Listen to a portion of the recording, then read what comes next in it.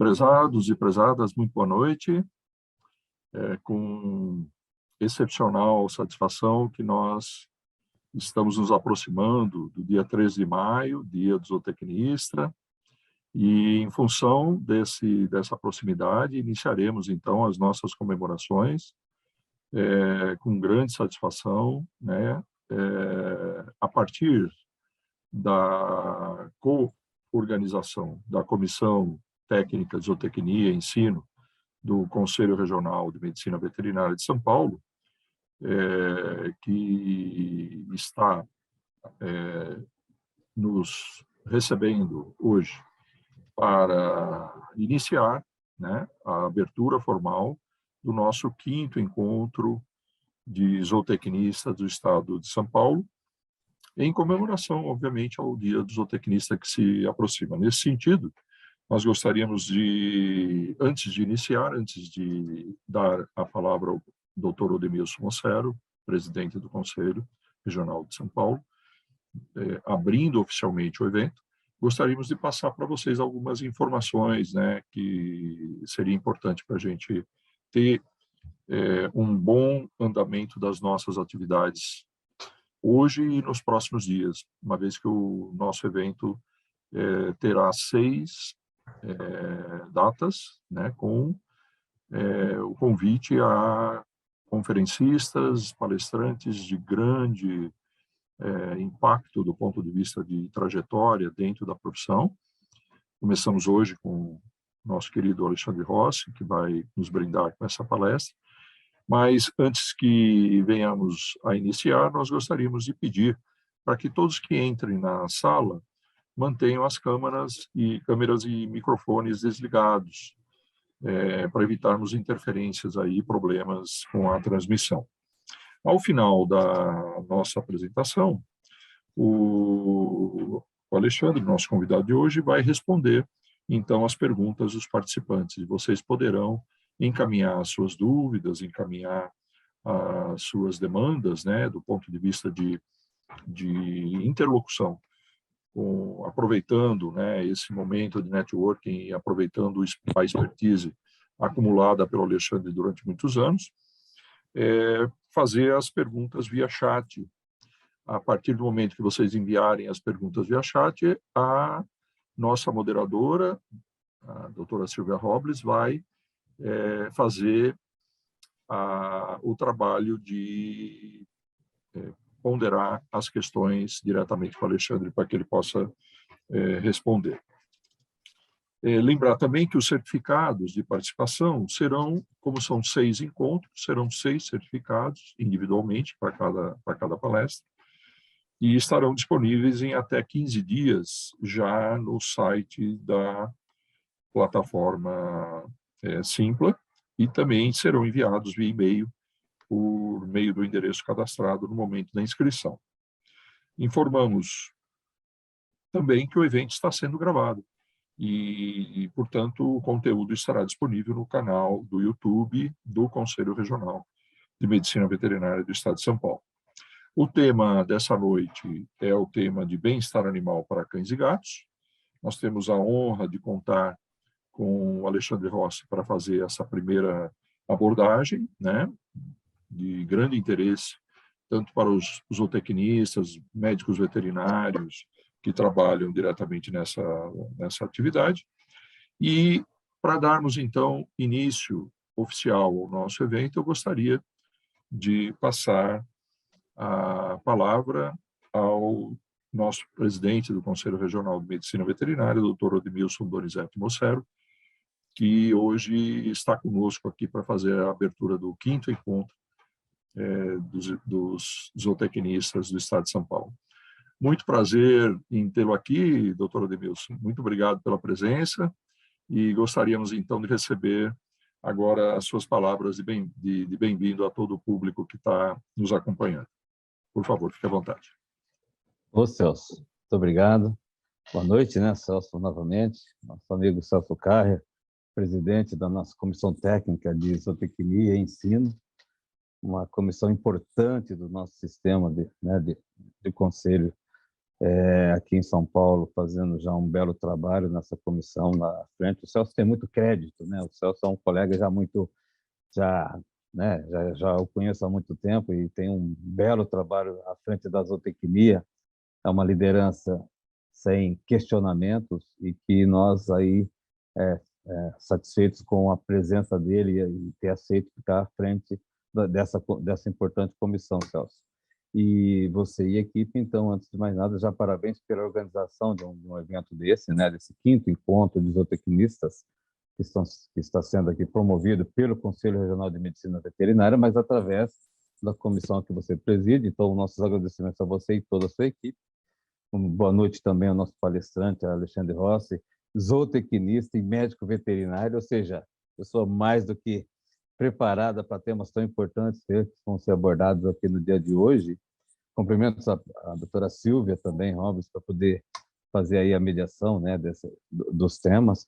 Meu boa noite a todos os zootecnistas presentes, os veterinários que estão assistindo, enfim, o tema aqui é aberto, porque nós, na verdade, essa profissão co-irmã da medicina veterinária, tão próxima da medicina veterinária, né, que estamos aí desde que o sistema conselho foi criado, né, a zootecnia faz parte do sistema de Conselho Regional de Medicina, do Sistema Federal e Regional de Medicina Veterinária, e são profissões que vêm trazendo cada vez mais ganhos e ganhos para a sociedade, né, para o nosso país, para o nosso agronegócio, para o bem-estar animal, enfim, tantos ganhos que nós trazemos para os nossos animais e para a sociedade, e essas profissões somadas têm contribuído e muito para o emprego, para a economia do nosso país.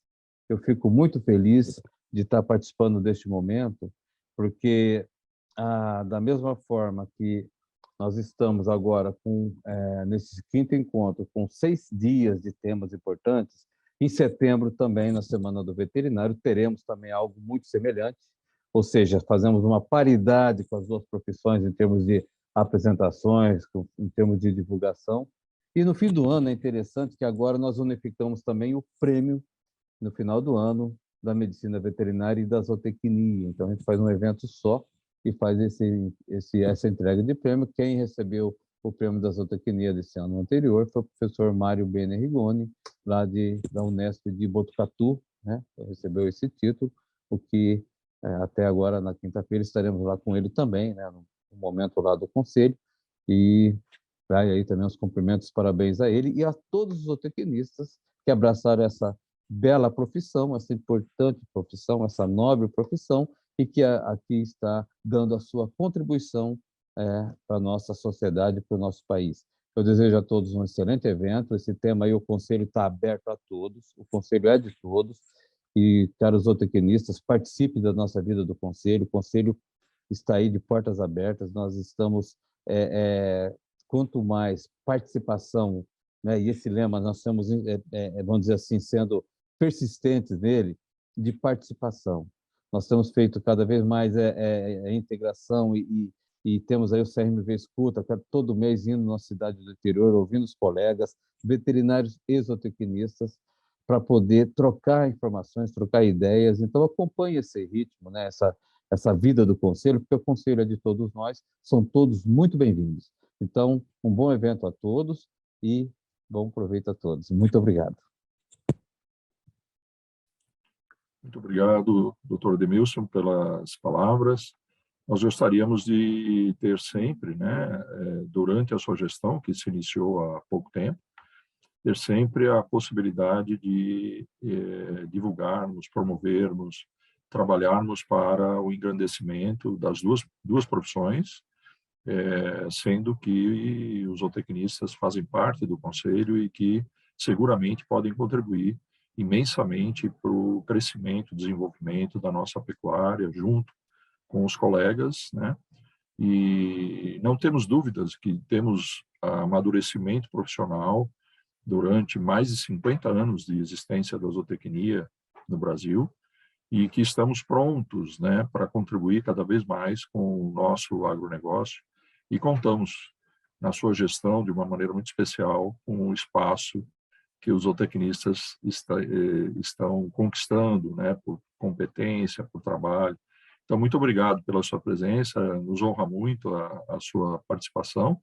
E assim, como este evento, né, temos muitos outros que a gente poderia estar conversando e discutindo ao longo das próximas semanas de organização, e contamos seguramente com a sua efetiva colaboração também com a nossa frente de trabalho, né, dentro da nossa comissão. Em nome da nossa comissão, que a Silvia é membro, nós agradecemos imensamente o apoio e nosso futuro aí na trajetória de deixar claro as nossas demandas junto com os colegas veterinários para caminharmos juntos em soluções que são do interesse de ambas as profissões. Muito obrigado pela sua presença.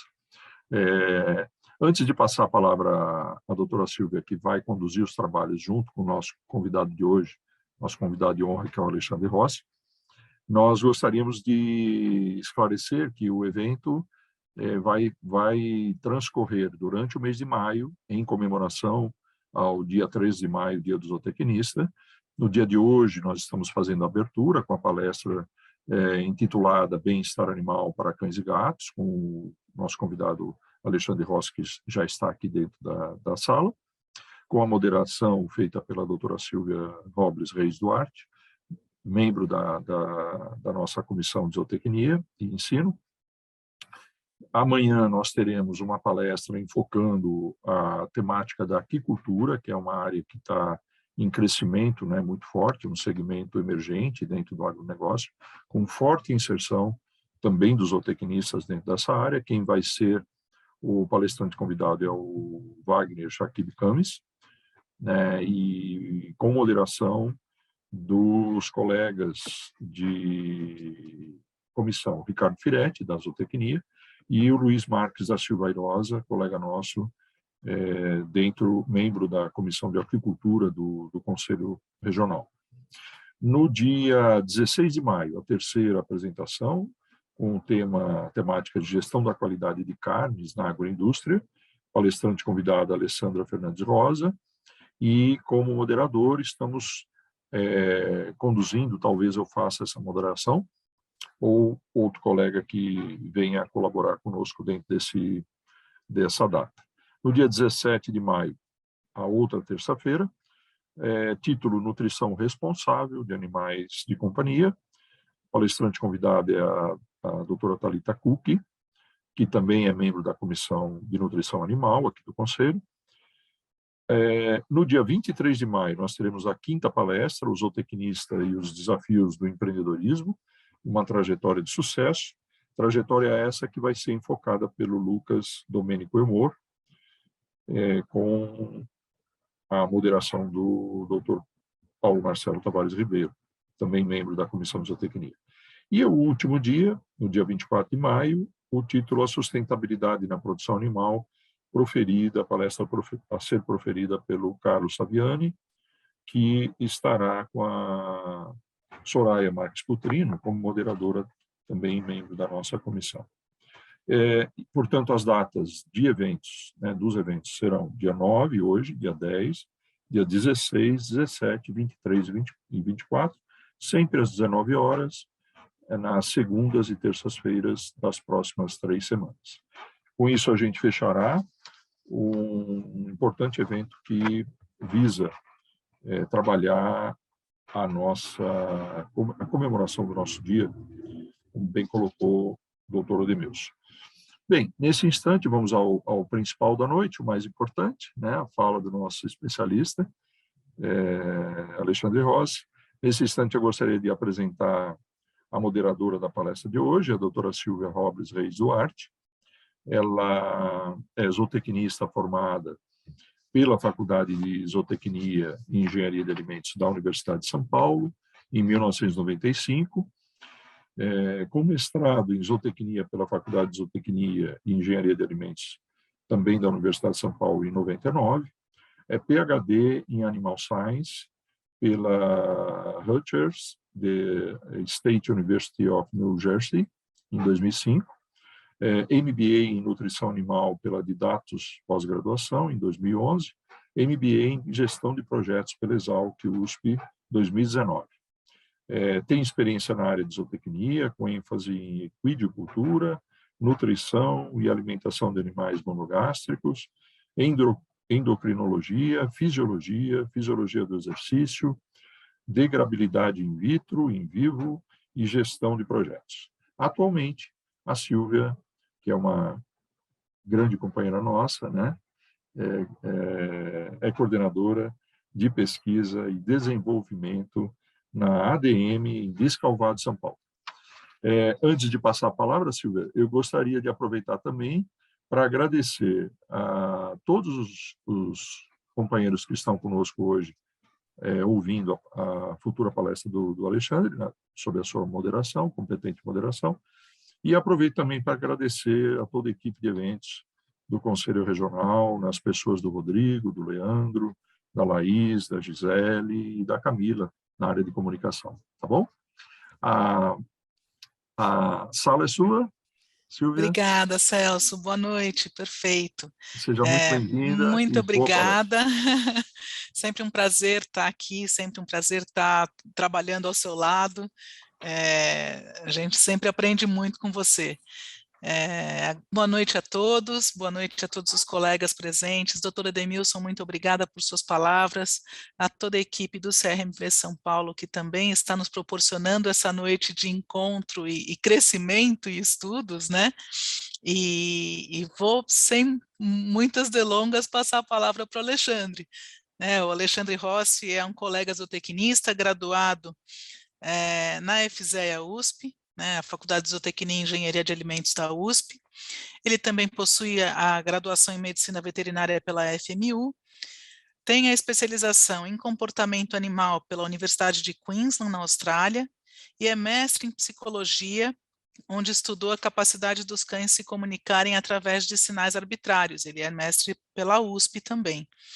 Ele atuou em zoológicos de diversos países e tem grande experiência em adestramento de animais e também é membro da Comissão de Bem-Estar Animal do CRMV São Paulo. Então, Alexandre, boa noite, bem-vindo, muito sucesso na noite de hoje e que a gente possa aprender mais ainda com você. Boa noite. Boa noite, Silvia. Obrigado, espero que estejam me ouvindo bem.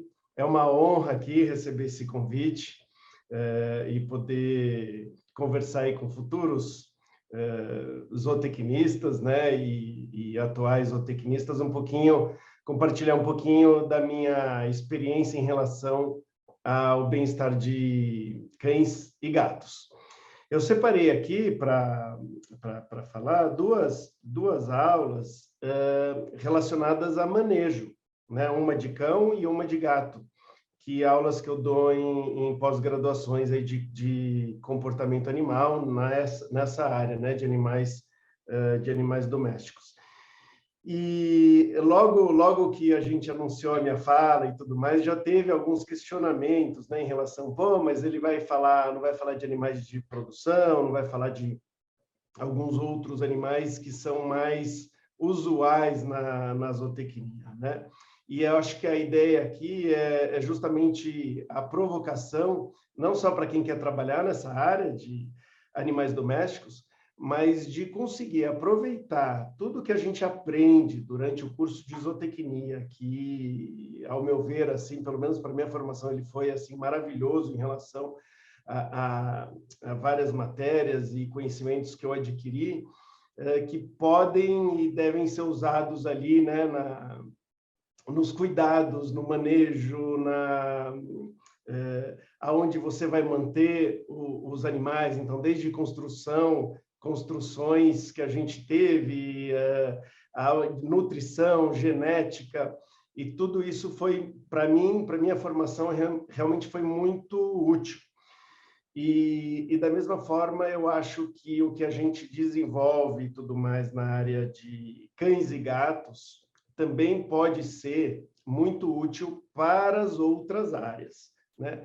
E eu fiz respondi a uma entrevista relativamente longa para o Conselho, em que eu explico um pouco a minha visão em relação a isso. E eu acho que cada vez mais a gente tem a preocupação com como os animais estão sendo tratados, né, na produção, como que eles estão sendo cuidados nas nossas casas. E esse contato que as pessoas têm com os animais de estimação e o que elas estão aprendendo, o que elas estão vivenciando com os animais delas em casa, também muda o que ela espera e o que ela pensa sobre os animais que estão no pasto, que estão sendo produzidos, né, que estão nas granjas e tudo mais. Então, essa comunicação, ela está cada vez maior e é muito legal a gente se preparar para as possíveis mudanças, né, que vão acontecer e, ao meu ver, muitas mudanças positivas, né, quando a gente pensa aqui na criação, cada vez mais os lugares eles precisam ser visitáveis, eles precisam ser graváveis e até as imagens que podem ser tiradas de determinados contextos precisam ser explicadas e conhecidas. Então, eu vou dar só um exemplo que acontece na indústria pet, na parte de banho e tosa, por exemplo, né? E se passou por muitas coisas que a zootecnia passa, né? Então, acusações de maus tratos, não que algumas não podiam acontecer, mas hoje, quando você vai no banho e tosa de cachorro, principalmente de cachorro, né? Eventualmente de gato, as pessoas trabalham atrás de um vidro em que todo mundo que entra no pet shop, por exemplo, pode ver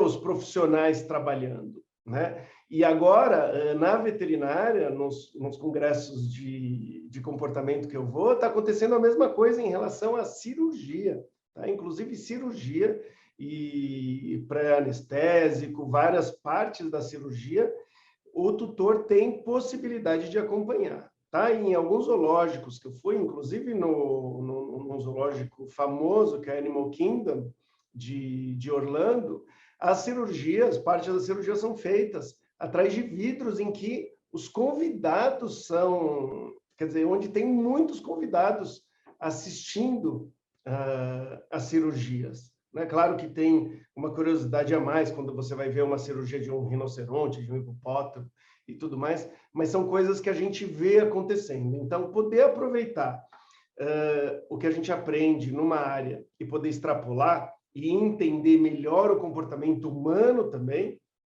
para poder integrar da melhor forma possível, eu acho que é bem bacana, tá? Então, a minha proposta aqui é passar de uma maneira bem rápida, tá? 2 apresentações que eu tenho sobre o manejo comportamental de cães e de gatos, e me colocar à disposição para a gente discutir, principalmente sobre essa intersecção que tem entre os animais domésticos, né, que a gente tem nas nossas casas, com a função do zootecnista. Tá? Eu acho que durante a apresentação algumas coisas já vão ficar um pouquinho claras sobre manejo, mas eu vou me colocar aqui à disposição para a gente discutir mais esse assunto. Então, eu vou começar a compartilhar aqui a minha tela com vocês. Aqui, espero que estejam enxergando e me ouvindo bem. Silvia, se puder só dar um ok para eu saber que eu não estou sozinho aqui, que vocês estão... Você não está sozinho, Alexandre. Ah, tá bom, tá bom. Já começou com a aula 4, manejo comportamental e ambiental individual de gatos. Isso, então... Estamos te ouvindo bem. Tá, então ótimo. Então eu vou começar com cães, tá? Porque normalmente ainda tem mais tutores de cães do que gatos no Brasil, mas a gente espera que essa realidade mude, tá? Eu não vou falar aqui muito do ambiente comercial, político, que acontece nessa área, eu vou direto para a minha aula de manejo comportamental, tá? E a ideia mais aqui, mais uma vez, é mais do que passar por toda a aula e aprender detalhes sobre o manejo, é entender um pouco mais o que está acontecendo na área de pets em relação a esse manejo. Bom, primeira coisa, os tutores, né, quem estiver nos assistindo, que ainda não estuda ali, né, não fez zootecnia, é um termo muito esquisito ainda para os tutores, né, quando a gente fala do manejo.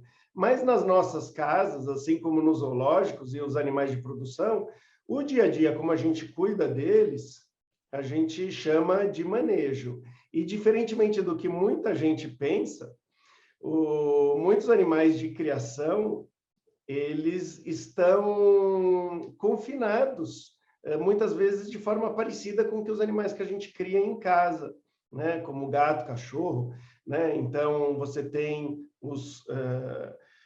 os ambientes em que você controla e permite com que eles explorem e os lugares onde você não vai permitir. Então, por exemplo, no caso dos gatos, a gente tem as telas de proteção nas nossas casas, né? Então, eles acabam não podendo pular do apartamento, se machucar e assim por diante. A gente tem horários de alimentação, o que a gente vai dar. Então, tem todo um manejo que muitas vezes os tutores eles acabam não tendo o conhecimento suficiente para cuidar da maneira correta. Por outro lado, eles têm um apego muito grande ao animal e eles observam muito o animal. Então, quando a gente discute criação de outros animais, quem tem um animal de estimação vai ter muito mais condições, às vezes, né, de poder avaliar determinadas coisas e vai ter muito mais apego ao animal. Afinal de contas, ele acaba tendo um companheiro, né? Muitas vezes a gente fala que é um membro da família. E se o cachorro dorme no quarto, a gente tem até o apelido meu cão, meu filho, o cão que dorme no quarto, meu cão, meu amigo, que dorme na casa, e o que dorme do lado de fora seria meu cão, meu animal. Claro que tudo é animal, mas só diferenciando aí o que a indústria farmacêutica, através de um estudo muito grande, muito bem feito, conseguiu dividir as pessoas nessas três categorias, né? E o manejo adequado, ele vai ser, na minha opinião, cada vez mais complexo para a zootecnia, porque na minha época de formação, o bem-estar ele entrava muito com a explicação de que piorava a qualidade dos alimentos, em que você piorava o bem-estar do animal, então a produção, por exemplo, de leite, de ovos, poderia diminuir, como, por exemplo, uma granja com temperatura muito alta.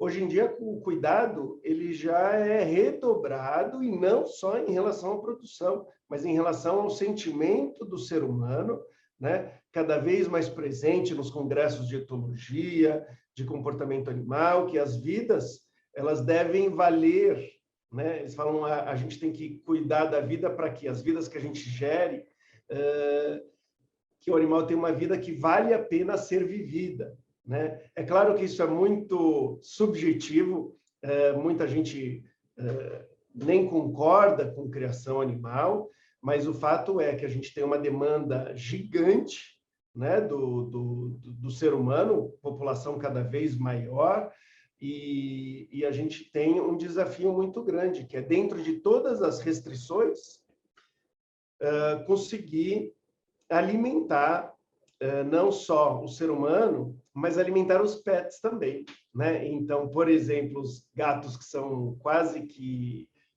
são estritamente carnívoros, você tem toda a produção de animais, inclusive para poder virar ração para os gatos, né? Então, é um ponto de produção que acaba envolvendo um monte de polêmica.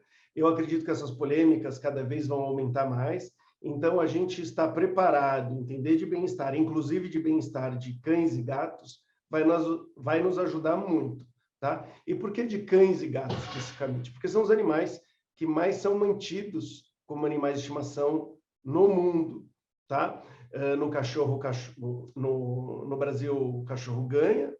Em segundo lugar vem o gato, tá? E aí depois você tem aves, e aves também entram em muitas polêmicas, que o tutor de aves acaba também sendo muito questionado, tá?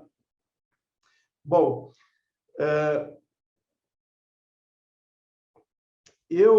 Aqui tem um videozinho que eu vou passar direto, mas é sobre o manejo em zoológico, mostrando para os tutores que muito do que se faz no zoológico a gente não faz em casa com nossos animais que a gente ama tanto, né? Então, muito do conhecimento do zoológico pode ser aplicado em casa, do mesmo jeito que o que a gente faz em casa pode ser aplicado no zoológico e na produção animal.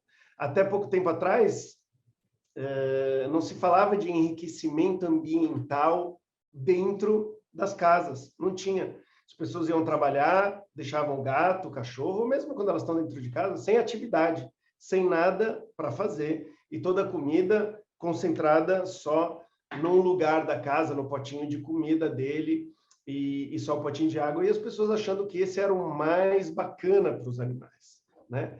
E através de muitos estudos que começaram em zoológico, acabaram indo, né, para várias outras criações e para a casa das pessoas, né? Então, enriquecimento ambiental, hoje muitos tutores sabem que a gente não deve dar a comida toda muito facilitada, de um jeito que o animal consiga comer sem ter trabalho nenhum e depois ele fica entediado, podendo causar vários problemas para a relação e até problemas para ele mesmo, como, por exemplo, um gato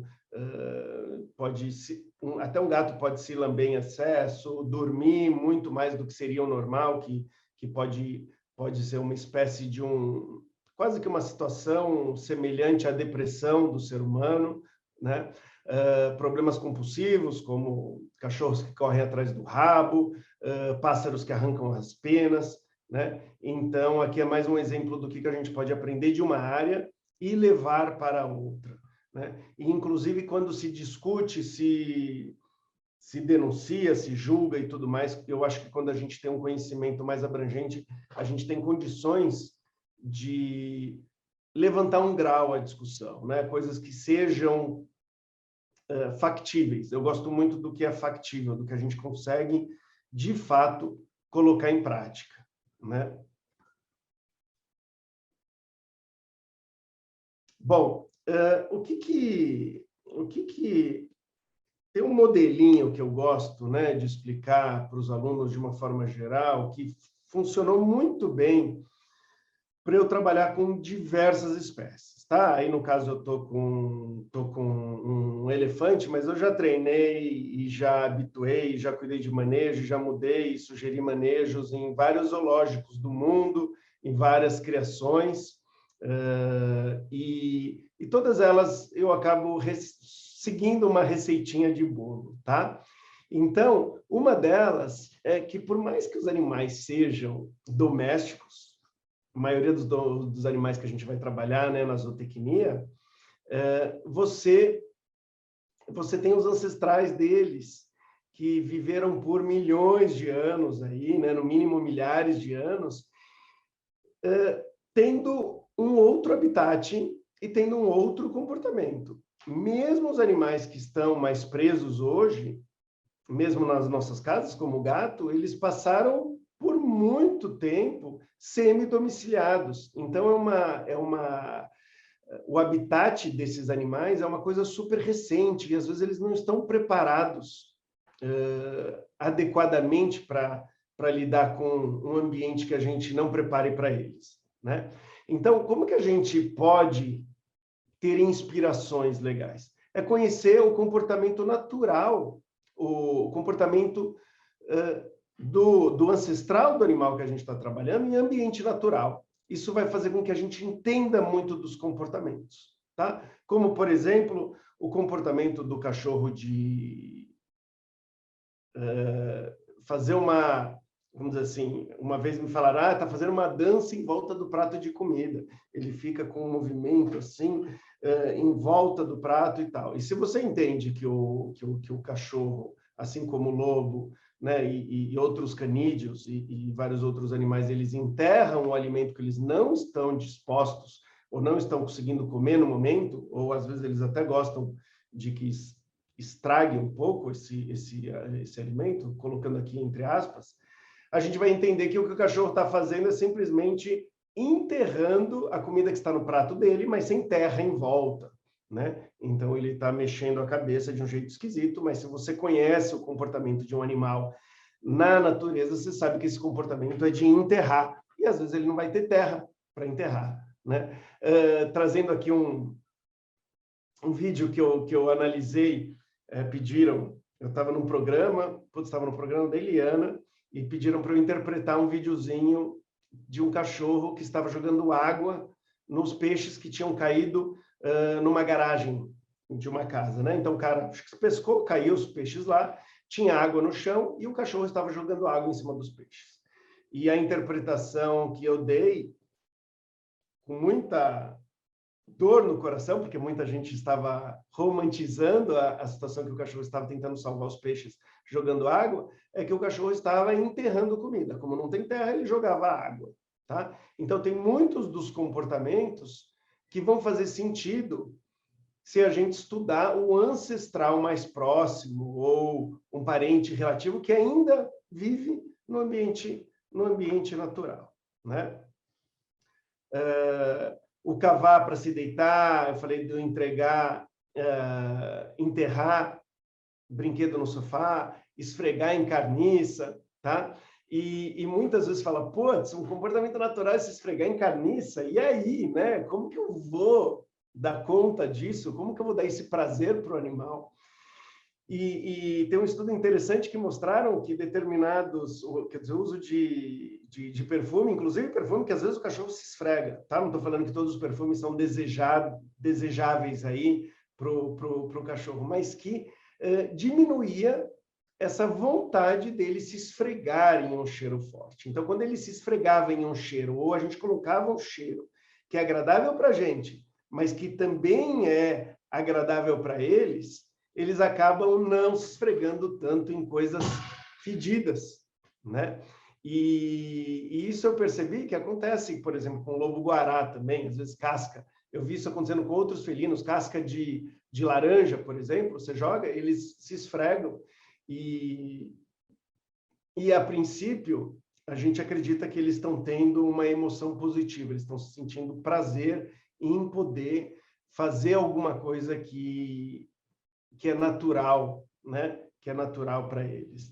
No caso dos gatos, que depois, né, eu vou falar, existe, por exemplo, o catnip, que eles se esfregam bastante. Agora, algumas pessoas elas são radicais e quando a gente fala isso, elas falam, mas o cachorro não é um lobo. Não, o cachorro não é um lobo e não é igual ao comportamento. Por exemplo, né, quando a gente fala de nutrição, tem uma mudança genética importante do lobo para o cachorro, para digerir o amido, por exemplo, né? Você tem animais muito mais infantilizados quando a gente fala de cães do que em relação ao lobo. Então, assim, a gente extrapola, a gente aprende, mas a gente tem que entender que uma coisa não é a outra, mas não é por isso que a gente não pode usar, tá?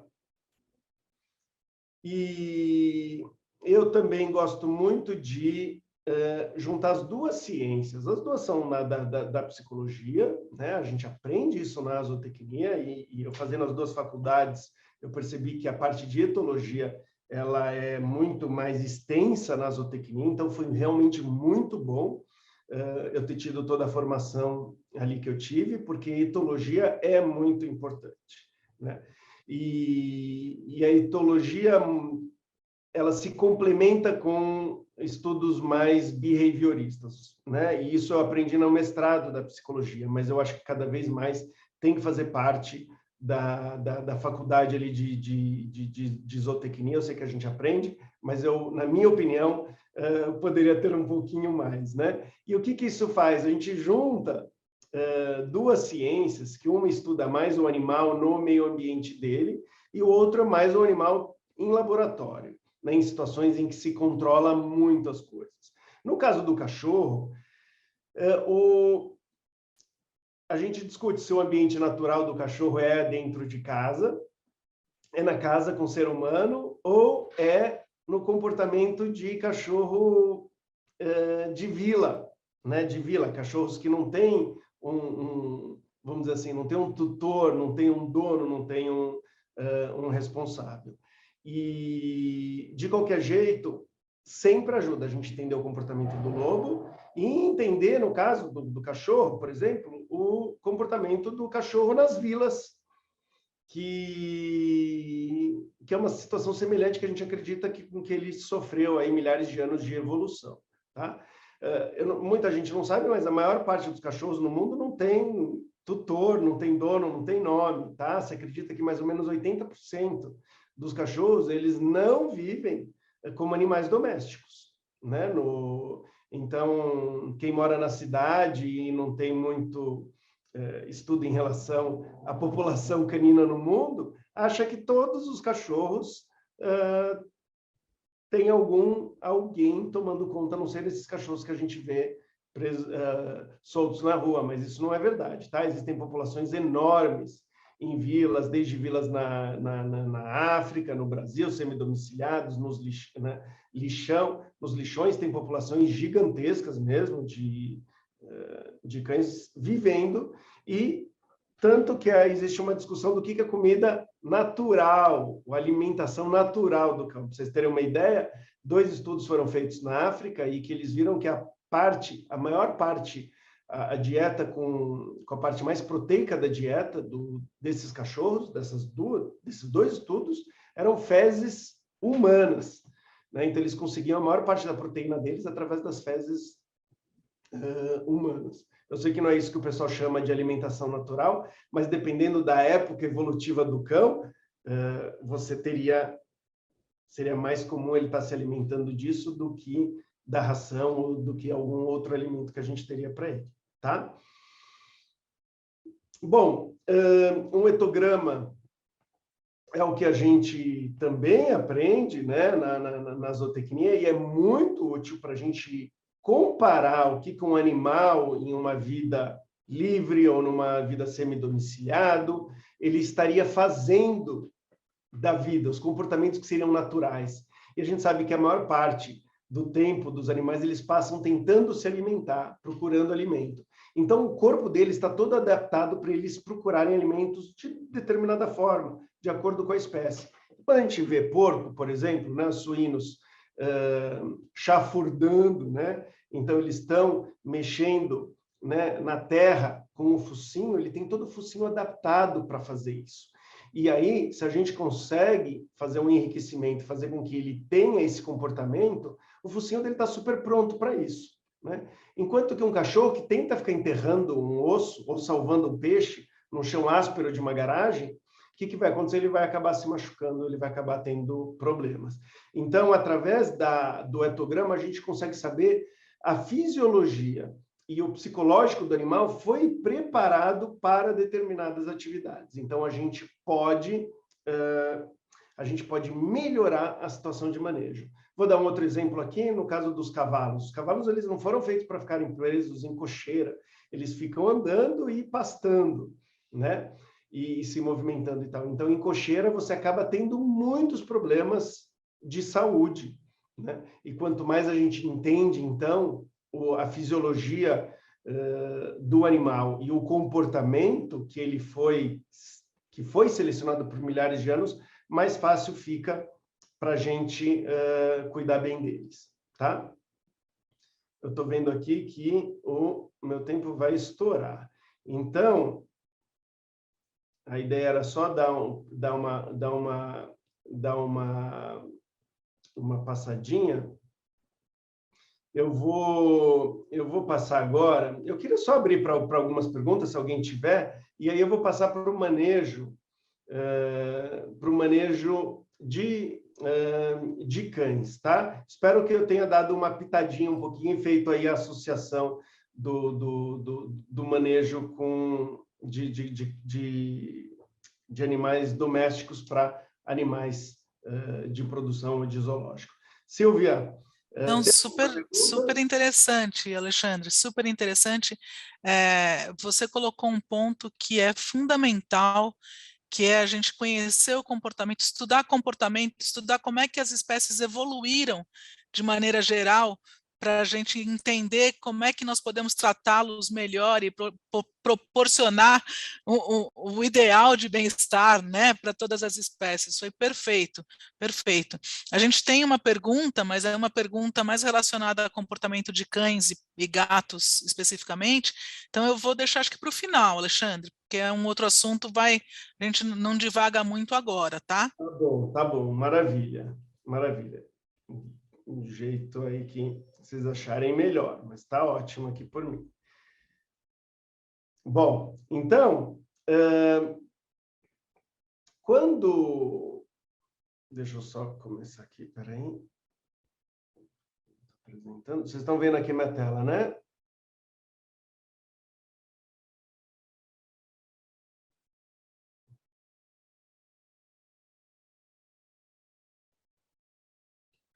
Deu um Desculpa, probleminha Alexandre. aqui, Silvia, só me... Isso, essa foi a que você começou a mostrar, né? Isso. Então, vamos lá. Agora, eu vou falar um pouquinho sobre o manejo para cães, né? O manejo de cães domésticos, ressaltando algumas outras características, né? Certo. Opa, desculpa. Eu falei de... Essa eu já mostrei. Peraí. Essa você já mostrou. Agora tá. Bom, com gatos,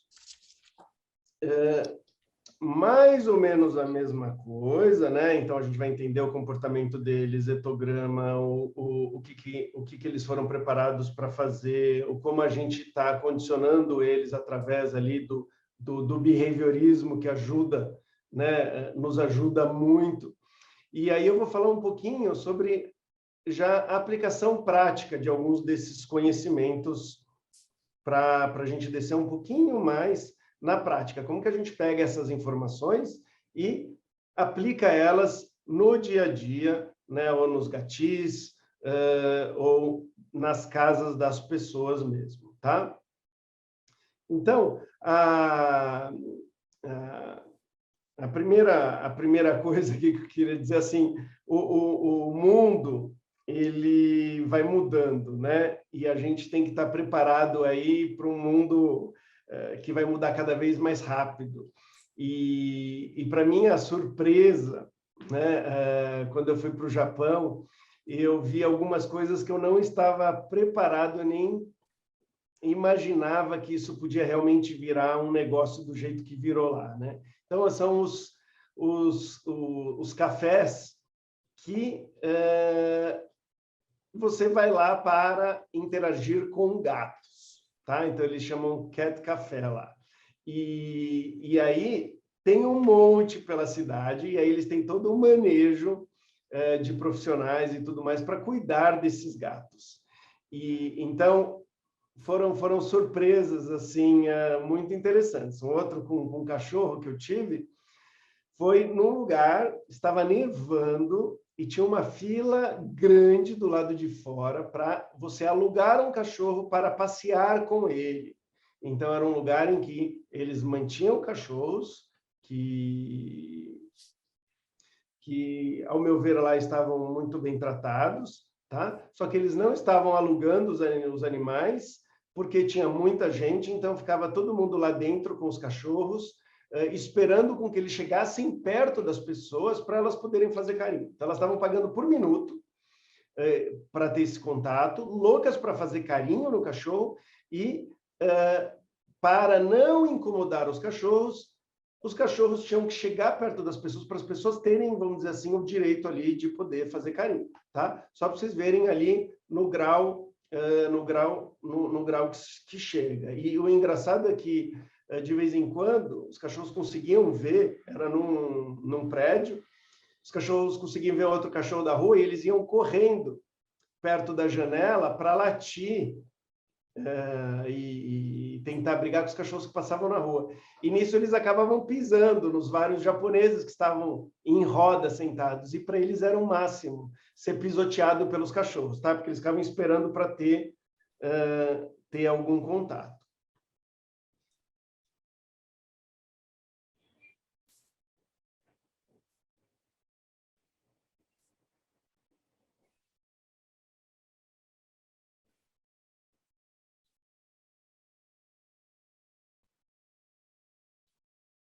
O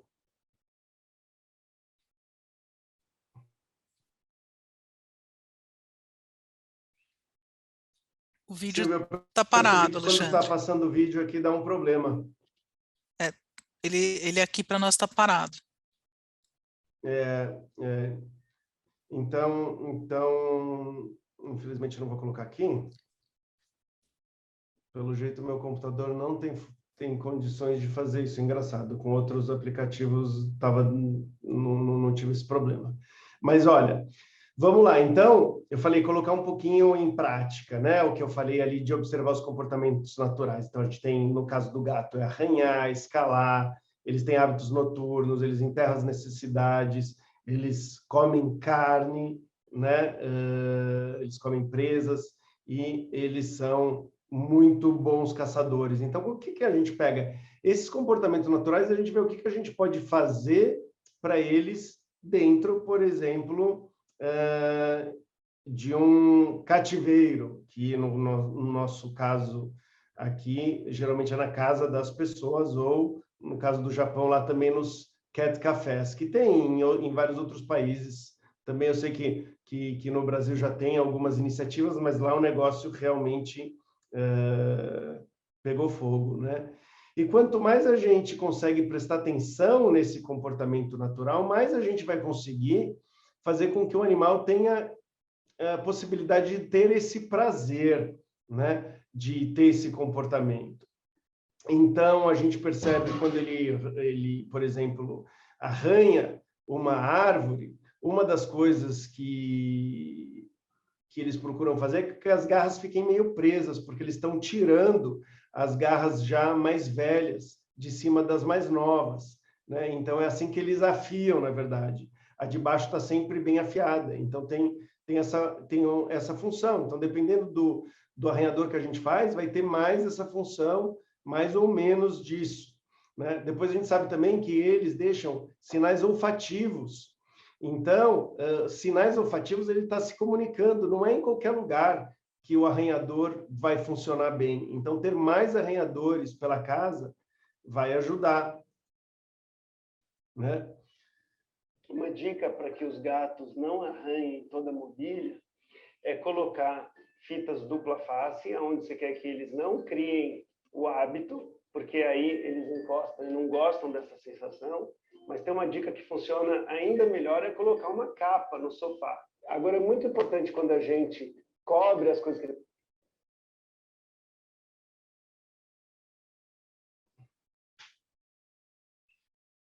O vídeo começa bem, mas logo para.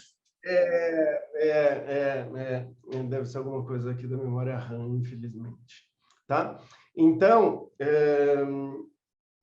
ali o que eu mostrei ali na prática, colocando, né, arranhadores em outros lugares e tudo mais. E a gente tem um cuidado que está cada vez mais sendo necessário na criação de outros animais, com a impressão que você passa para as outras pessoas que vêm visitar. Então, você fala, não,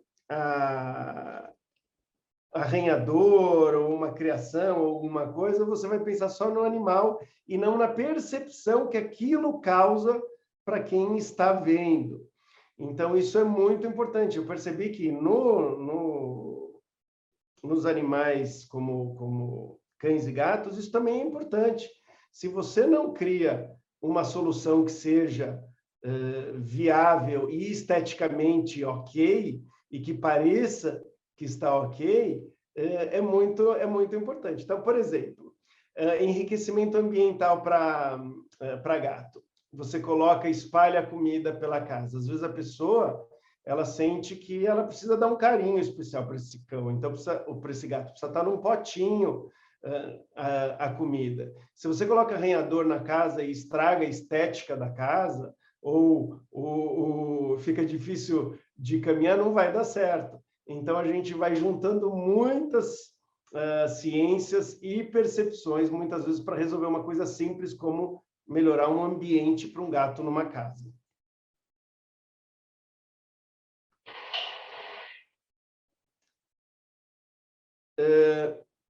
O que o que a gente mais sofre, né, com cuidar do bem-estar dos cães? É o fato deles ficarem, na minha concepção, tá? É o fato, primeiro, deles ficarem sozinhos, sendo um animal social. E quando eles estão sozinhos, sem ter o que fazer, a chance de ter problemas de comportamento é muito grande. E de sofrimento também, né?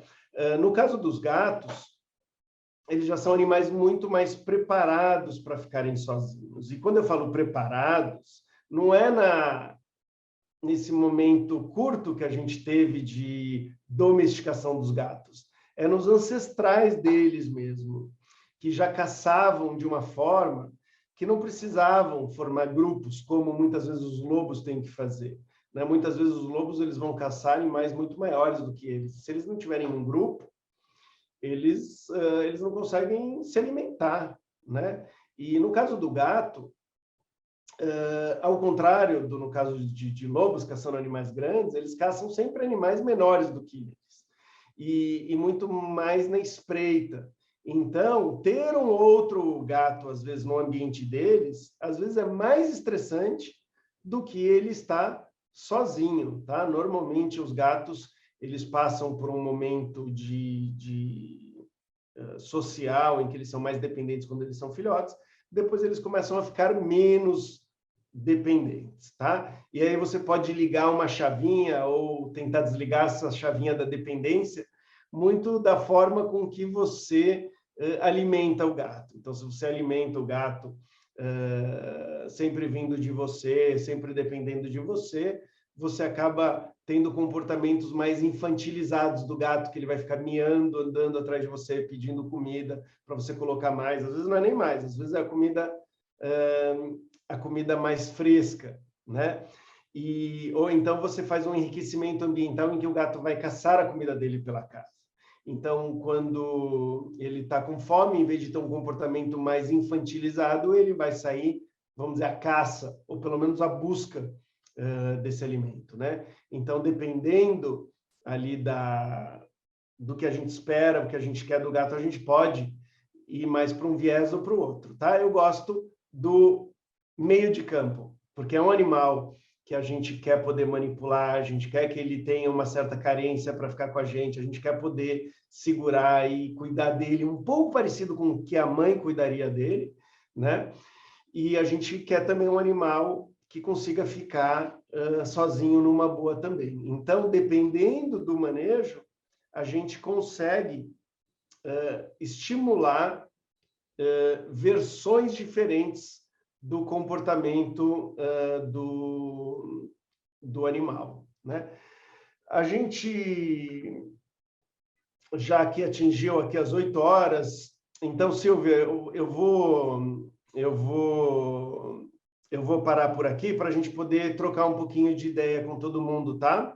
E, mais uma vez, desculpa aqui pela corrida aqui na apresentação, mas eu queria que vocês tivessem uma ideia, um pouquinho do que as pessoas estão estudando, estão aprendendo quando a gente vê comportamento de animais domésticos. E espero que vocês tenham visto muita relação entre os animais em outras situações, né, que eles estão vivendo. Então, a minha ideia aqui, mais uma vez, foi tentar aproximar os dois mundos, né, para a gente ver como a gente pode aprender muito sobre o comportamento do ser humano, o que ele espera, o que ele está vivenciando com o animal dele, e o comportamento nosso nas produções, que essas produções vão ser cada vez mais enxergadas, avaliadas, discutidas, e muito a gente pode aprender, né, de uma área para outra. Perfeito. Alexandre, muito obrigada, as suas palestras, como sempre, muito interessantes, sempre tem alguma coisa nova para a gente aprender, mesmo depois de tantos anos de profissão, e isso é muito legal. Obrigado, muito obrigada mesmo, muito obrigada mesmo. E eu vou aproveitar, então já vou começar com uma pergunta minha, puxando um gancho do que você falou dos gatos. Maravilha. Né? A gente normalmente escuta que a pessoa está sozinha, adota um gato, não, adota 2 que é melhor, né? Eu particularmente penso, bom, eu vou ter 2 gatos agora sozinhos. Então, a questão de adotar gatos nesse sentido, o ideal seria, ideal não, mas o mais interessante, então, seria adotar um animal ao invés de dois? O que você acha? Não, é uma ótima pergunta. Então, você acaba tendo um desafio quando você tem 2 gatos, que pode acontecer deles não se darem tão bem. Se eles se derem bem, é ótimo, e um vai enriquecer a vida do outro, sem dúvida nenhuma, com brincadeiras e tudo mais. Mas está longe de ser uma garantia de sucesso e de bem-estar, tá? Tem muitos gatos, e tem estudos que mostraram isso, que ficam melhor sozinhos. Normalmente, quando eles crescem junto com um companheiro, ou eles foram muito bem socializados quando eram filhotes, no caso até os 2 meses de idade, aumenta a chance dele aceitar bem um outro gato, tá? E no caso dos machos, quando eles são castrados, se mostrou também que eles mantêm uma distância menor entre eles. Agora, um dos cuidados, para você ver assim como quando se tem mais de um gato, um dos cuidados que se recomenda nas casas é você ter mais anteparos e coisas para que eles possam não estar vendo ou não, eles não terceiros espaços. Estão sendo enxergados pelos outros gatos. Então, muitas vezes a pessoa acha que o gato está numa boa, mas um está impedindo, por exemplo, o acesso do outro à água ou a uma passagem. Né? Então, por exemplo, nesse café que eu fui ali esse que eu mostrei a imagem da entrada no Japão, eles tinham uma entrada para todos os banheiros. Então, tinha um monte de banheiro e eles tinham uns 20 gatos. Né? Então, eles pediram ali dicas para melhorar e tudo mais. Eu falei, a primeira coisa é um gato... Cada gato com a sua entrada. Nessa entrada da porta para outra salinha, ninguém pode usar o banheiro, né? Ele falou, não, mas aqui não acontece isso. Aí eu mostrei que estava acontecendo. O gato sai da porta, já tem fila para entrar no banheiro. Tá. E aí eles deitam bem na frente da passagem. Então, eles ficam, às vezes, na frente do nosso computador. Tá? Se falar, abrir jornal no chão, eles deitam em cima. Muito desse comportamento é calculado, não é... Sim. Não, até você falou dos cat cafés, né? A Rita de Salvador disse que lá em Salvador já tem esse tipo de estabelecimento. Eu não sei dizer em São Paulo, mas deve ter também, né? Deve ter também, né? A gente tem que ir para o Japão para conhecer, mas lá é impressionante assim, o número de cat café que tem e o respeito ali que eles mostraram, pelo menos, demonstraram enquanto eu estava lá com os bichos, né? A Bruna até comentou aqui que ela tem 2 gatas sênior já, que convivem na mesma casa há 10 anos, mas que não se suportam, cada uma num canto. Né?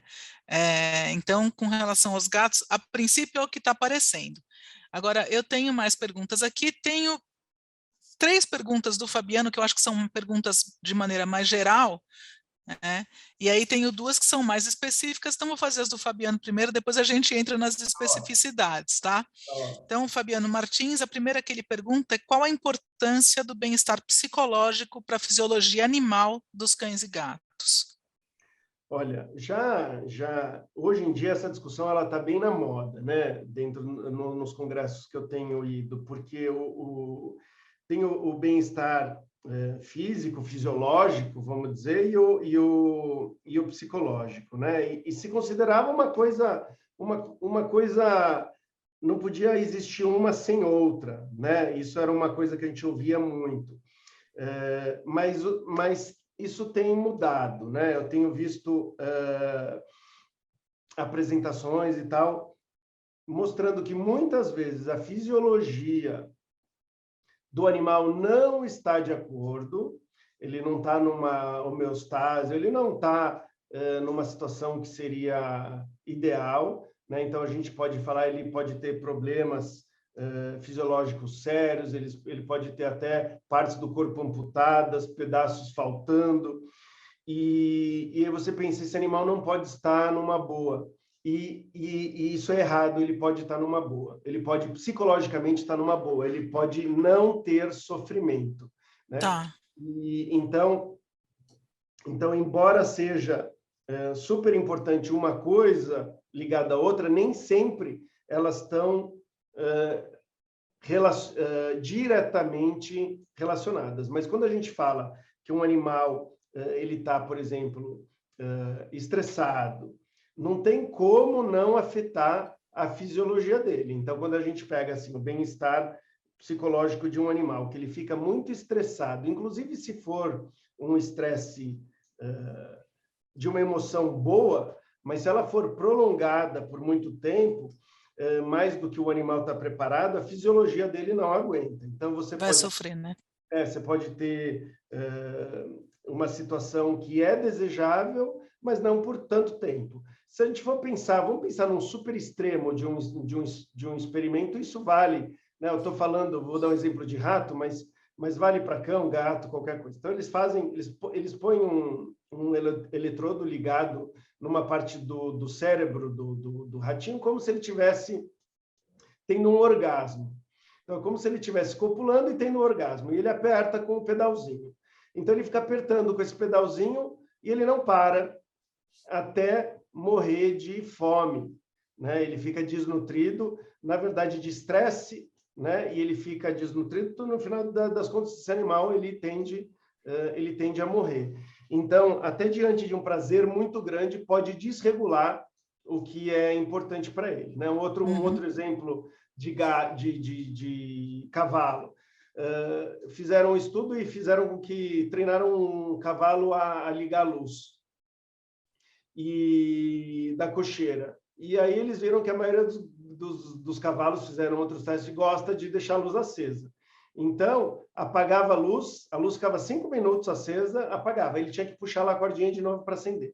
Aí, teve esse cavalo que eles estavam estudando a fisiologia, e o que eles perceberam? Que esse cavalo começou a ter problemas hormonais sérios, porque ele não tinha o período da noite. Sim.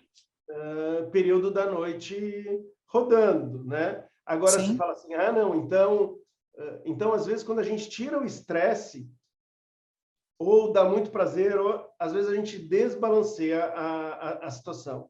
Certo. E a gente tem exemplo isso com passarinho em laboratório, que quando você não estressa os passarinhos, você dá comida à vontade para a mãe levar para os filhotinhos, a mãe joga todos no chão, porque como eles não choram quando ela chega, instintivamente ela acha que ela o bicho entende que morreu, não está doente e joga para fora do ninho. Olha só. Então, se você não causar, às vezes, determinados estresses, você acaba prejudicando a fisiologia. Mas não, eu percebi, né, através aí dessas apresentações, que muitas vezes a gente consegue cuidar bem do corpo e não está cuidando bem da cabeça e vice-versa. Mas, na maioria das vezes, um afeta drasticamente o outro. Certo. Não, legal. Uma outra questão que o Fabiano colocou, nós como profissionais, como é que a gente pode verificar ou avaliar parâmetros para a gente definir se o animal está ou não em estado de bem-estar? Ou seja, tem algum tipo de checklist que a gente possa fazer? Porque então, você pega, né?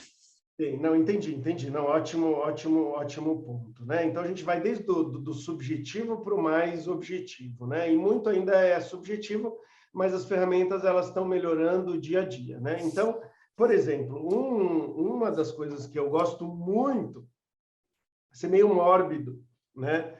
Mas, assim, quando a gente tem pessoas que estudaram o bem-estar para ver se a vida vale a pena ser vivida, se está valendo a pena ser vivida para o nosso pet, tá?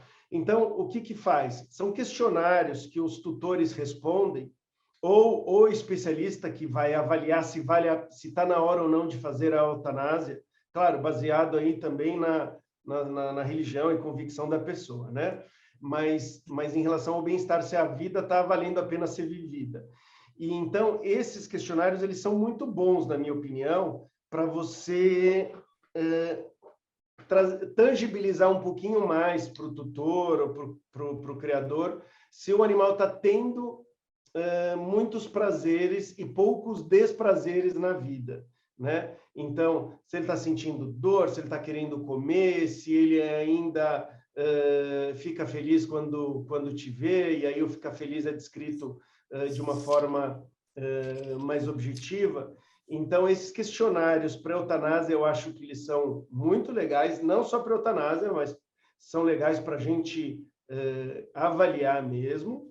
Agora, eu estou apaixonado por uma ferramenta de Israel, que eu uso nos meus cachorros, que chama Pet Pace, tá? Eu não ganho nada para fazer propaganda, e eu acho que outras no mercado vão surgir e tudo mais, tá? Eu estou falando porque traz para a tela do computador aqui o bem-estar de um jeito bizarro, né? Então, o que essa coleira faz, tá? Então, o Estopinha e o Bartô, eles usam uma boa parte do tempo, e ela vai avaliar seu cachorro, a respiração, batimento cardíaco, variância cardíaca, que é um jeito muito legal também da gente ver a recuperação e o bem-estar do animal, temperatura, atividade física, se ele deitou do lado direito ou do lado esquerdo, e assim vai. Se deitou do lado direito ou do lado esquerdo, fala, já está abusando, né? O que isso tem a ver com o bem-estar? Então, eu estava lendo alguns estudos de caso, e tem um estudo de caso que a própria coleira ali mostra, de um labrador que estava sendo tratado para displasia coxofemoral. Como que ele estava sendo tratado? Tinha lá a reposição de cartilagem, parará, e também analgésico, né? Que são os medicamentos para a gente tirar a dor. E o que aconteceu? Eles viram que, no final do dia, o cachorro só deitava do lado direito. Isso fez com que eles associassem com a displasia que era mais severa do lado esquerdo, coxofemoral do lado esquerdo, e, então, a analgesia não estava sendo suficiente no final do dia. Então, eles dividiram a dose em 2 partes, né, para dar 2 vezes, e o cachorro passa a deitar a mesma quantidade de vezes do lado direito e do lado esquerdo. Agora, são várias sutilezas que ficam muito difíceis e não ficam muito práticas para a gente controlar tudo. E aí vem a segunda parte, que é fenomenal, que eu sei que em criação já tem muita coisa, mas em criação de produção já tem muita coisa nessa área, mas em animais domésticos é muito pouco, mas está começando, né? Você tem a inteligência artificial que vai achando padrões e vai aprendendo com o comportamento do seu animal. Então, o que acontece? E eu recebi um e-mail falando que o meu cachorro estava, no caso era Estopinha, estava muito mais quente do que o normal para o horário, para a situação específica, né? Aí eu liguei para casa preocupado, ela estava fazendo uma sauninha, ela estava deitada no sol, fervendo, né?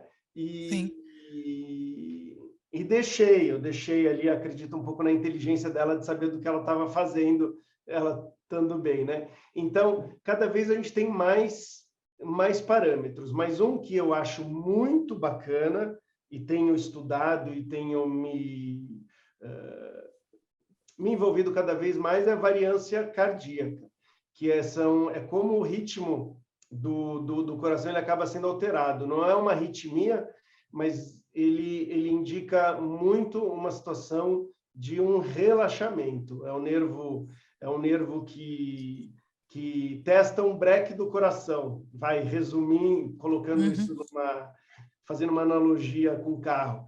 Então, se você está tranquilo e seu animal está tranquilo, ele de vez em quando testa esse breque. E aí o batimento cardíaco ele sai um pouquinho do compasso. E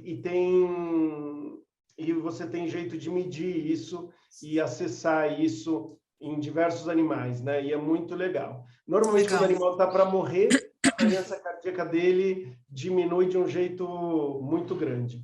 Tá. E uma última pergunta ainda do Fabiano, né? Que é justamente com relação a comportamento estereotipado em cães e gatos, né? Por que eles aparecem e como é que a gente pode fazer, enquanto profissional, para ajudar os tutores a contornarem ou resolverem esse tipo de problema. Tá. Esse é um tópico que, por si só, dá para falar muito tempo, né? Mas, assim, só alguns extras, eu não espero que a pessoa vá tratar só com o que ela vai ouvir aqui, mas assim, falando algumas coisas que não são tão óbvias e que muitas vezes as pessoas não sabem ou não lidam direito com isso, né? Então, assim, a primeira coisa é o comportamento estereotipado muitas vezes é como se fosse uma cicatriz. Ele denuncia alguma coisa que aconteceu, que o animal não se sentiu bem um dia e desenvolveu um padrão comportamental que muitas vezes é esquisito, né? Correr em volta do rabo ou ficar mordendo coisas que não são comuns e tal.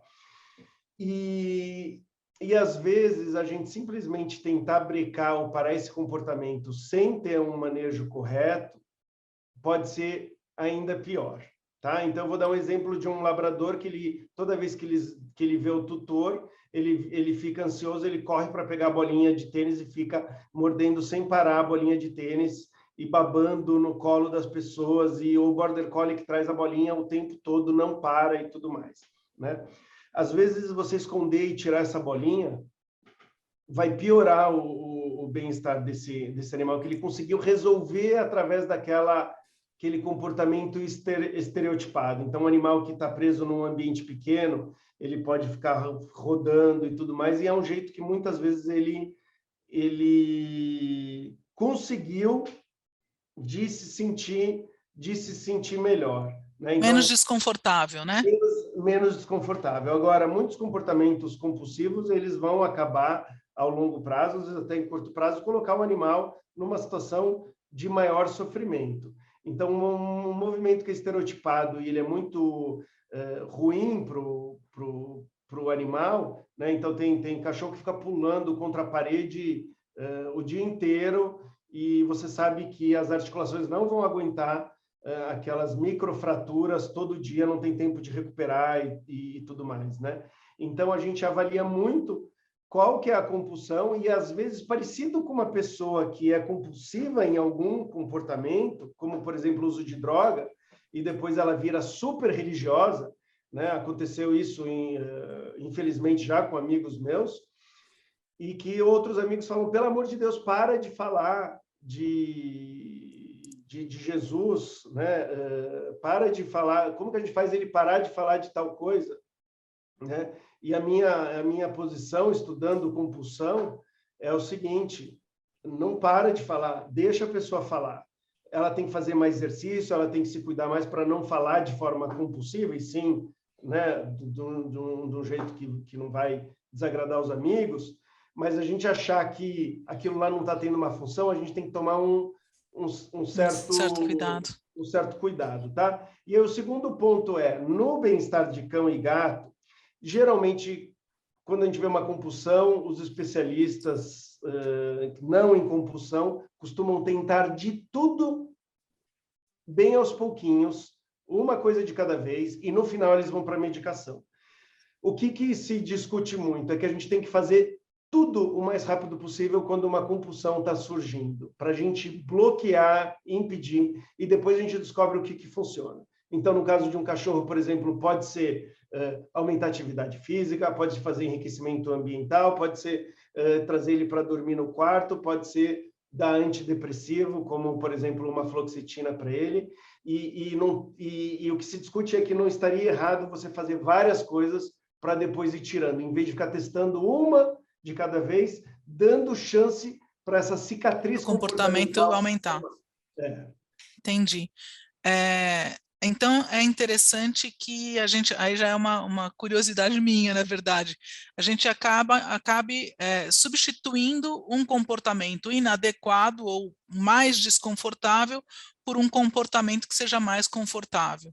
Perfeito, perfeito. Tá. E claro, se a gente conseguir cuidar da saúde mental do animal, aumentando o exercício, melhorando, tirando o desconforto, dor né, por exemplo, desconfortos crônicos e tudo mais, melhor, né? Então, por exemplo, no caso de um cavalo que fica mordendo a porta da cocheira, né? Esse animal, ele deveria ter atividade física, ele deveria ter outras coisas e tal, mas se eu conseguir colocar alguma coisa que ele fique mordendo, que não vai fazer com que ele se machuque, que vai diminuir, por exemplo, ele engolir ar, que a gente consegue fazer isso mudando, às vezes, a altura de um brinquedo. Sim.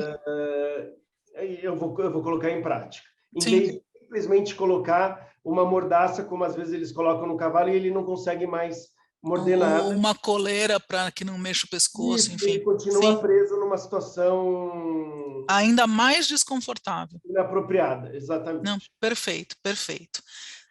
Então, Fabiano, acho que respondemos suas perguntas. Vamos, então, a Juliana Campagnoli está perguntando aqui por que os gatos gostam de comer planta, mesmo que às vezes eles vomitem depois. Eu sei que cachorro também come de vez em quando. Por que esse tipo de comportamento acontece? Então, a primeira coisa, quando a gente fala animais carnívoros, eles matam muitas vezes animais herbívoros. Se sabe que na natureza os carnívoros muitas vezes comem parte do conteúdo herbívoro, do parte vegetal. Então, assim, mesmo comendo só o animal, ele tendo só o animal, ele pode comer outros, eles podem acabar comendo vegetais também, tá? Então, uma certa atenção aí em relação a isso.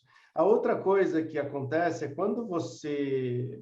Existe muita discussão sobre o porquê, tá? Então, estou falando aqui baseado nas hipóteses. Quando as pessoas veem os animais comendo, né, carnívoros, o cachorro, o gato comendo mato, já fala que ele está tentando vomitar, tá? Tanto o cachorro quanto o gato, eles conseguem vomitar com uma certa facilidade. Então, essa hipótese, ela é meio discutível, né? Se eles realmente precisariam comer mato, ter um comportamento para poder fazer um outro comportamento que eles têm uma facilidade tremenda para fazer. Não é que nem a gente que enfia o dedo na garganta, ou que nem cavalo que nem consegue vomitar de jeito nenhum, né? Então não se acredita que é isso. Agora, quando você come, quando você coloca mais fibra e até mato na ração de um cachorro, e muitas vezes eles param de comer. Então, parece que é uma necessidade de fibra, de mato, e no caso dos gatos, parece que facilita, inclusive, eles vomitarem os pelos. Então, seria não para conseguir vomitar, mas para conseguir fazer uma massa e facilitar a saída dos pelos, tá? Mas mesmo gatos que são escovados, que não estão formando bola de pelo e tudo mais, eles gostam de comer mato. E a minha sugestão é dar mato para eles, porque senão, muitas vezes eles acabam atacando até plantas venenosas, né? E tem matos específicos que eles gostam muito, né? Geralmente são gramíneas mesmo, pontudinhas assim. Então, tem que ter o cuidado, não é qualquer planta que pode dar para eles, mas hoje em dia se acredita que faça mais bem do que mal. Então, bora dar a planta para eles comerem. Há muito tempo atrás, eu não sei se é lenda, mito, enfim, eu ouvi que tinha a ver com falta de vermifugação. Será que tem algo nesse sentido, não? Silvia, pode ter, eu não vejo isso, mas eu vou fazer só uma hipótese aqui, tá? Que só para a gente levantar. Não é o que eu vejo na literatura, mas quando a gente pensa que um verme ou um protozoário, uma bactéria ou tal, pode mudar o nosso comportamento para privilegiar o parasita, faz com que a gente pense, um verme seria capaz, tudo indica que ele seria capaz de aumentar comportamentos para o animal se infectar de novo. Isso acontece, por exemplo, com a toxoplasmose, em que os ratos acabam tendo atração sexual por urina de gatos. Aí eles são caçados pelo gato e termina o ciclo. Certo. Então, tudo é possível nessa vida. Sim. Não, perfeito. Temos mais três perguntas, na verdade. Eu vou deixar do Luiz Airosa por último, porque eu acho que ela é super interessante e super geral. Então, eu vou pegar duas específicas primeiro. Isso é possível, sim, acontecer. Eu acho que às vezes acontece menos do que as pessoas acabam imaginando, mas sim, tem tantos estudos científicos que mostram, por exemplo, é quase que uma ressonância, né? Existe como se fossem os neurônios de espelho, existem cheiros que eles acabam percebendo, existem várias coisas. Então, por exemplo, não se sabia até pouco tempo atrás, cientificamente, todo mundo já falava isso, mas eles conseguem perceber, por exemplo, o cheiro do nosso medo. Hoje está comprovado que eles conseguem. Sim. Né? E se sabe que cheiros de animais com medo pode provocar medo ou mudar a reação de outros animais. Inclusive em coisas como, por exemplo, acho que de galinha para rato. Existe uma coisa entre espécies que é muito interessante, né? O medo não afeta, o cheiro do medo não afeta e não é só percebido pela própria espécie. Quando eu falo percebido, aqui eu não estou falando de consciência. Sim, né? sim. Então pode. Outra coisa que eles mostraram é que batimento cardíaco e algumas outras coisas durante uma caminhada com o cachorro tendem a se equalizar, né? Então, acaba tendo um ritmo que um contamina o outro. Então, a gente está percebendo coisas impressionantes, né? Sim. Agora, de um jeito que eu vejo muito acontecer, às vezes é para o lado oposto. Uma pessoa que bate tudo e, em vez do animal sair batendo em tudo e tal, ele fica com medo, né? Então tem um condicionamento que vai sendo feito, condicionamento clássico e operante, o tempo todo. Então, dependendo do nosso comportamento, a gente vai mudar muito o comportamento dos bichos. Mas não necessariamente o bicho fica igual a você, mas que você vai influenciar muito o comportamento dele, vai. O que ele esteja absorvendo o seu comportamento, né? Sim. Ele está, na verdade, seria uma reação a uma ação nossa, seja lá qual for. Exatamente. E aí ele vai, vamos dizer assim, uma pessoa que come muito, faz com que o cachorro toda hora está vendo ele comer, e aí o cachorro começa a latir, ele começa a dar comida, e todo o cachorro tá pedindo comida o tempo todo, ele fala, eu peço comida todo o tempo, e o cachorro está pedindo comida todo, né? Sim, Na verdade, a pessoa acabou dando oportunidade e reforçando um determinado comportamento de pedir comida. Não, perfeito. Depois tem na verdade foi a primeira pergunta que veio, que é da Rita Azevedo, que toda vez que ela passeia com o cachorro, que ele late demais, como se ele estivesse reclamando, mas que, no entanto, ele adora passear. Por que será que ele late tanto como se ele estivesse reclamando e não adorando passear? Então tá, ele está adorando, só que a emoção é tão grande, tá? Eu não vi o cachorro, mas eu vou falar baseado aqui na minha experiência, o que eu acho que está acontecendo. É uma excitação tão grande e a gente passeia de uma forma tão chata para um cachorro que tenha muita energia, que ele ainda tem muita ansiedade que não dá conta. Então, assim, o que acontece? A excitação dele é tão grande que, além de andar, além de provavelmente puxar a guia, ele sai latindo porque é muita energia. Aliás, Silvia, e aí eu não vi quem que perguntou, né? Foi deixa eu pegar aqui, a Rita. A Rita, esse é um comportamento tão comum.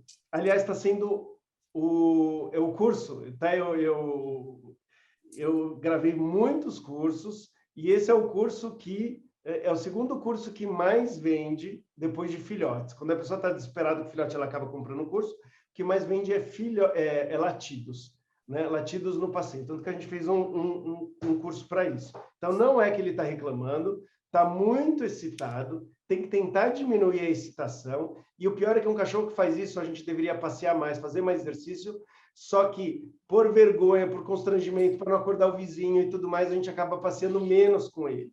E aí, quando passeia, o passeio fica mais especial ainda. Então, o truque é a gente tentar deixar o passeio mais frequente e mais chato, pelo menos no começo. Então, às vezes, a gente fica passeando dentro de casa, depois na garagem do prédio, e depois sai. Se você já leva ele correndo para a praça e sai a milhão, saindo do prédio para a rua, e ele sai cheirando tudo, a próxima vez ele vai ficar mais excitado ainda no começo do passeio. E aí essa excitação gera esses latidos. Perfeito. Depois apareceu mais uma aqui da Laísa. Ela diz que a gata da irmã dela teve convulsões e a veterinária, que é sogra dela, disse que poderia ter relação com ela ter se alimentado com algum inseto ou ter comido alguma planta tóxica. Se a gente podia explicar para ela melhor essa relação entre em comer alguma planta tóxica, comer algum inseto e a convulsão. Tá. Olha, a convulsão ela pode ser deflagrada já um epilético, que vai acontecer com alguma coisa que não seja por uma intoxicação, por exemplo, mas a intoxicação ela pode ser, sim, tóxica para o cérebro. O que acontece com coisas tóxicas?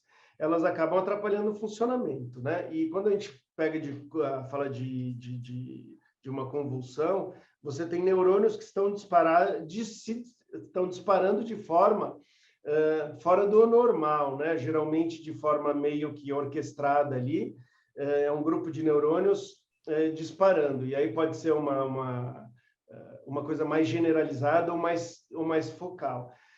Como que a gente sabe que é intoxicação, né? A gente tenta controlar e ver se não acontece de novo, né? Então, às vezes a gente acaba nunca tendo certeza se foi ou não, mas se estiver acontecendo outras vezes, precisa sim levar para um médico veterinário e provavelmente pode ser que o gato seja epilético e tenha que tomar alguma coisa como estou colocando entre aspas um Gardenal, tá? Um fenobarbitúrico aí. E uma pergunta para a gente encerrar, porque eu acho que merece a gente parar um pouco para pensar sobre isso enquanto profissionais, né? Como surgiu essa preocupação com o bem-estar animal?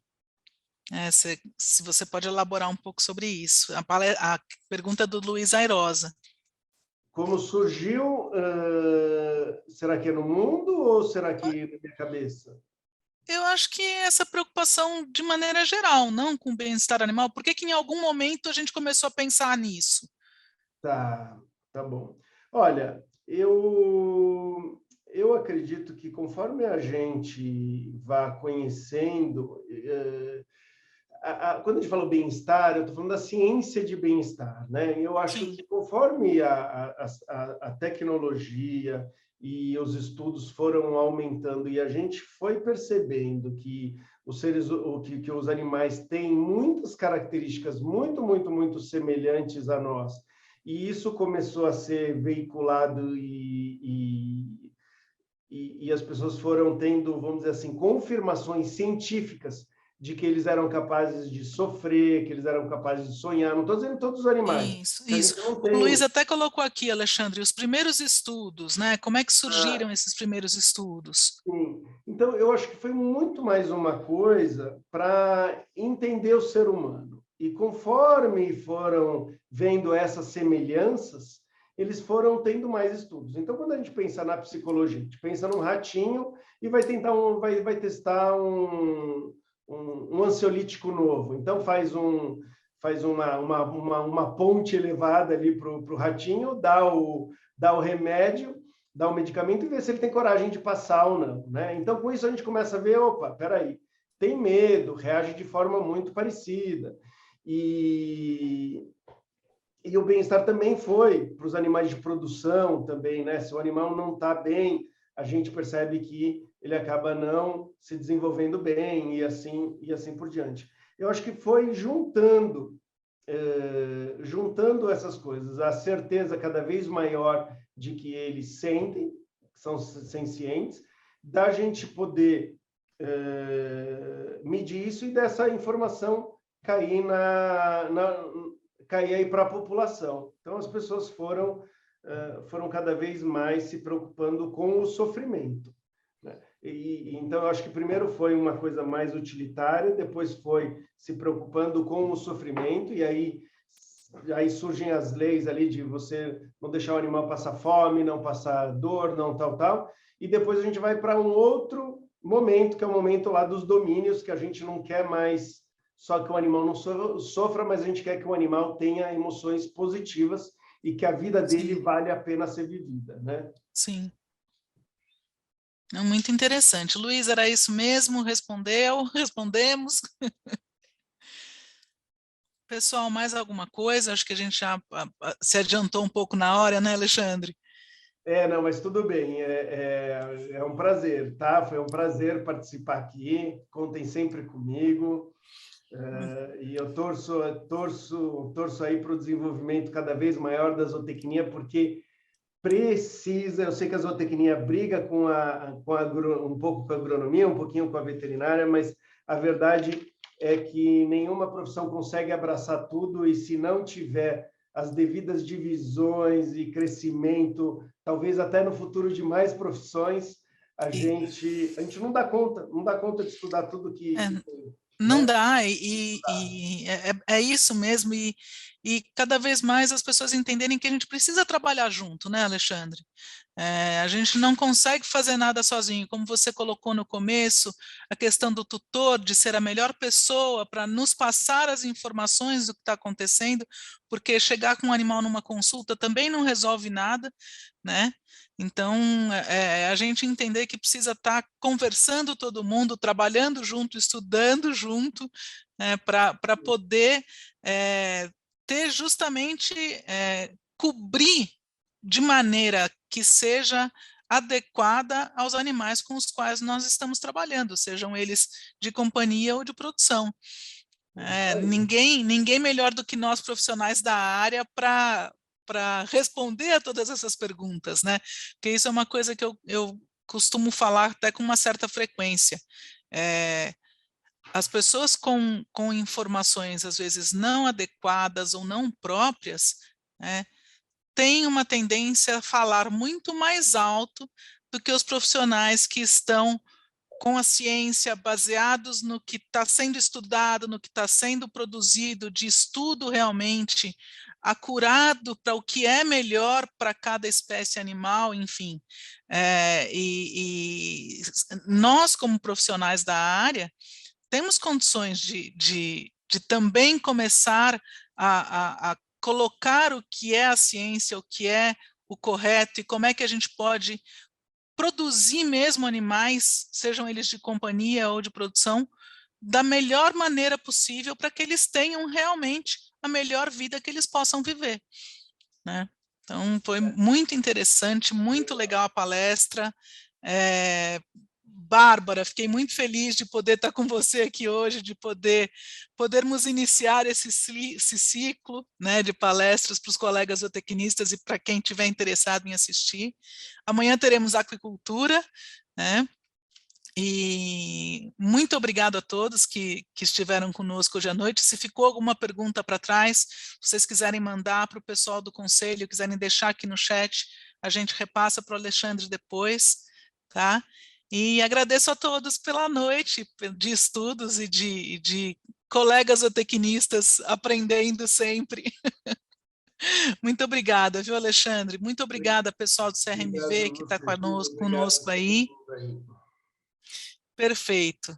Muito obrigada, um grande abraço a todos, boa noite aí para todos, e amanhã estaremos juntos de novo às 7 horas, falando de aquicultura. Tá bom? Pessoal do CRMV, da organização, muito obrigada pela oportunidade e que possamos sempre estar juntos aprendendo e estudando. Né? Tchau, tchau, gente. Boa noite a todos. Boa noite, Alexandre. Obrigada, viu? Obrigado a vocês.